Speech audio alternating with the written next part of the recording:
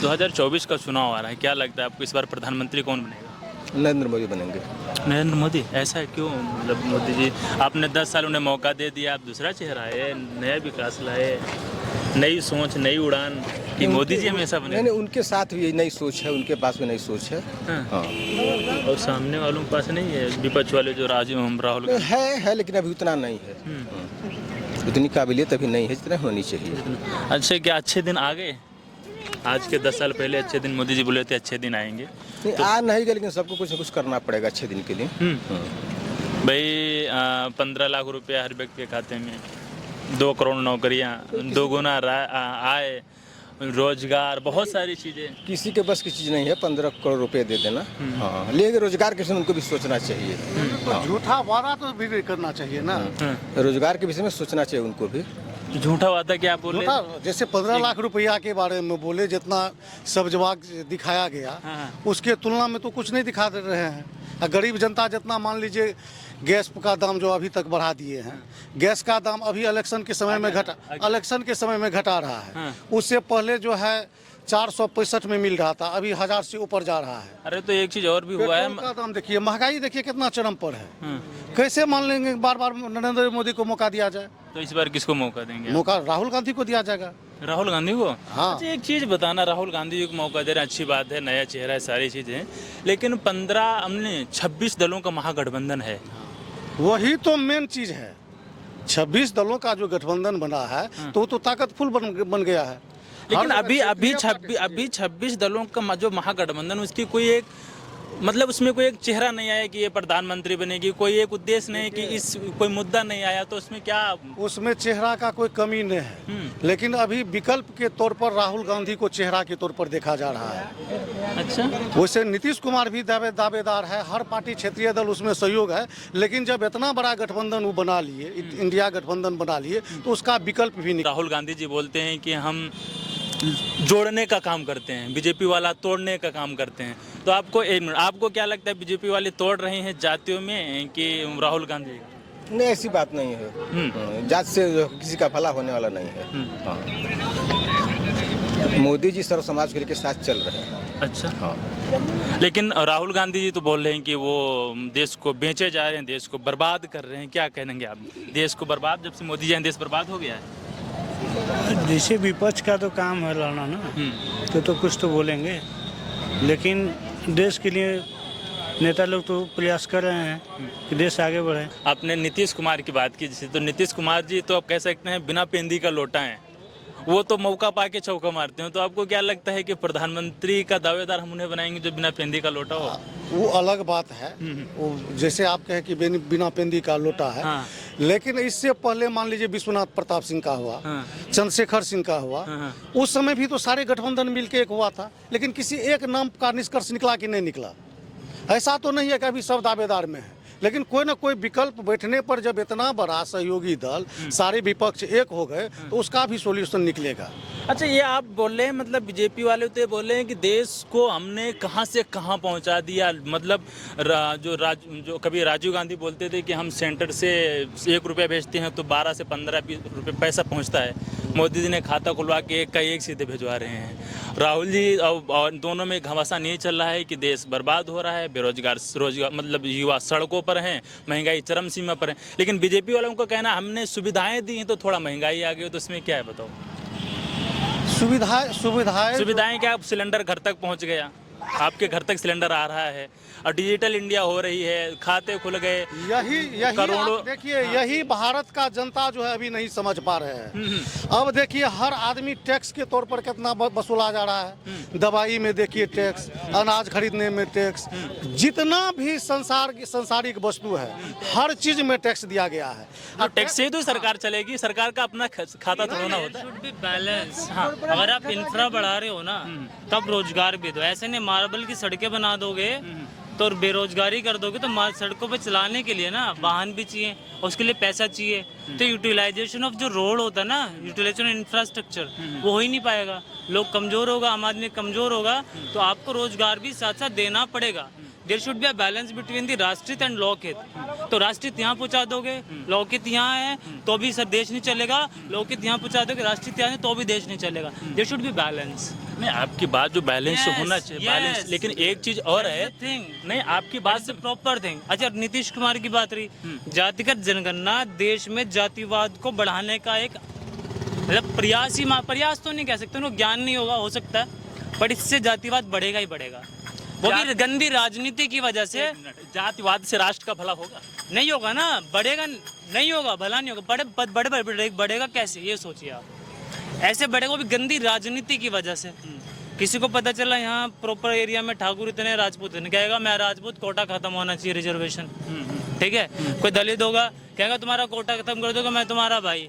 तो उससे क्या होगा, आपस में ना समुदाय के बीच में घृणा बढ़ जाएगी। तो बढ़ाने का काम अभी हिंदू मुस्लिम में बटा हुआ है, फिर उनके ये पंडित, ये ब्राह्मण, ये फलाना, ये ढिमकाना, ये राजपूत। एक चीज मैं थोड़ा रोकना चाहूंगा। एक चीज, अभी राहुल गांधी जी तो यही कहते हैं कि हमेशा मंचों से, बड़े बड़े मंचों से बोलते हैं, राहुल गांधी जी बोलते हैं कि बीजेपी सरकार धर्म के बीच, समुदाय के बीच में लड़ाने का काम कर रही है। जातिगत जनगणना से देश का विकास होगा। एक मिनट, जातिगत जनगणना से देश का विकास होगा, लेकिन कांग्रेस की सरकार अन्य राज्यों में है, बिहार छोड़कर कहीं जातिगत जनगणना नहीं हुआ है जी। तो केवल चुनावी समीकरण है। गलती राहुल गांधी की थोड़ी है, किसकी गलती है? वहाँ के जो लोकल मुख्यमंत्री हैं उनकी गलती है। तो पार्टी का मुखिया, देखिए, गठबंधन का मतलब ये नहीं है कि वो कांग्रेसी हो गए। गठबंधन का मतलब ये होता है कि उनके पास पर्टिकुलर वोट बैंक है, उनके पास पर्टिकुलर वोट बैंक है, उनके पास पर्टिकुलर है, तो उनको जोड़ के वो अपने सत्ताधारी को हराने का प्रयास करते हैं। इसका मतलब ये नहीं है कि कांग्रेस की आइडियोलॉजी नीतीश कुमार की आइडियोलॉजी मैच करती तो एक ही पार्टी में होते। एक चीज और है, जब तब इसमें पिस तो जनता रहा। इतनी सारी योजनाएं निकल रहे हैं। अभी मैं कहीं इंटरव्यू सुन रहा था, तो मतलब किसी बीजेपी का ही कोई सेंट्रल मिनिस्टर था, उन्होंने बोला कि 15 जो 2 करोड़ रोजगार है, उसका मतलब ये नहीं कि सरकारी नौकरियां, लोगों को एंगेज करना, लोगों को एंगेज। 2 करोड़ का रोजगार क्या है? एक रोजगार मेला लगता है, एक वेबसाइट है, मेरे को नाम ध्यान नहीं है, ठीक है। उसमें जब मेला लगता है तो 8,000, 12,000, can you survive in this salary? तो वो 2 करोड़ में आते हैं। अभी ग्राम पंचायत के जो इलेक्शन हुए थे उसके अंदर वो रखे उन्होंने स्टैनो वगैरह वगैरह, 6,000 कंप्यूटर ऑपरेटर ना, 6,000। भाई तुम घर चला के दिखाओ ना 6,000 रुपए में क्या चलेगा? अगर किसी मैं कह रहा हूँ मिनिमम सैलरी आम आदमी की, हर एक आदमी की कम से कम 25,000 रुपए चाहिए आज के टाइम में एक घर चलाने के नॉर्मल तरीके से। अब किसी पे 6 पंचायतें अगर शिक्षा का स्तर शून्य हो चुका है, शिक्षा का स्तर शून्य है, शिक्षा का स्तर शून्य है, क्योंकि हमारे देश में ना जो शिक्षा है ना परंपरागत पढ़ाई जा रही है। यार साइंस का टाइम है, सिलेबस को हमें मॉडिफाई करना पड़ेगा। अगर हमें वर्ल्ड को काउंटर करना है ना तो करना चाहिए। एक बात बताओ, यूपी पुलिस की वैकेंसी खाली मैंने तैयारी नहीं करी, मैं इंजीनियर हूँ, तो मैंने कभी तैयारी नहीं करी पुलिस की, बट 2021 में नोटिफिकेशन आया इलेक्शन से पहले की 27,000 वैकेंसी, 22 चला गया, 23 चल रहा है। इस साल में जिन बच्चों की, जिन्होंने उनको वोट दिया एक लालच में कि वैकेंसी आएंगी अगले साल, हो सकता है वो 27 साल का, 28 हो गई, उम्र निकल गई। तो मतलब आपने कम से कम कुछ नहीं जो तैयारी कर रहे होंगे उनके 10% बच्चों का जीवन झंड कर दिया, बर्बाद कर दिया। मतलब या तो किसी को आश्वासन मत दो, एक उम्मीद मत दो, समझ रहे हैं? उम्मीद दो तो से करो। बेरोजगारी में बहुत प्राण जाए पर वचन ना जाए, लेकिन यहाँ वचन चले जाए प्राण बचे, प्राण बचे, वही है, सीट बचे, बाद में देखा जाएगा।